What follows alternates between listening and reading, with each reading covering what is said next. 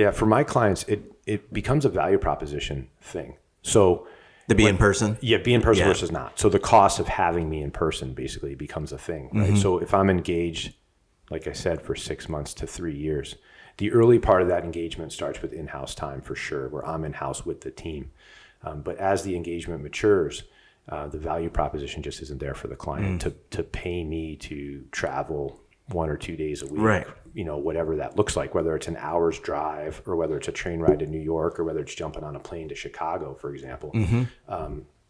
As you can imagine, it's compensable time and it's opportunity cost for me if I don't bill for that travel time. Right. So that changes the value proposition. That changes the economics. So for me, for the most part, that decision's made for me by the economics of it for the client. So I do enjoy the time in-house, and that's usually intensive time in-house, again, for economic reasons. And then after that, I'm pretty much reduced to virtual engagements, with some exceptions for sure.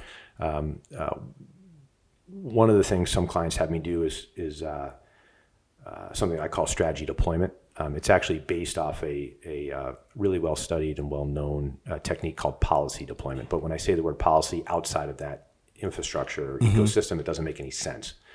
So strategy deployment is how I present it. So anyway, point being is strategy deployment is a annual exercise, and then every month there's a follow-up exercise till the next annual. So that's a perfect example of if I'm with a client for an extended period of time, for those annual events, again, I'll be back in house every year for the annual events, but for the monthly follow-ups, they'll be virtual, for example. Yeah. So yeah, that makes sense.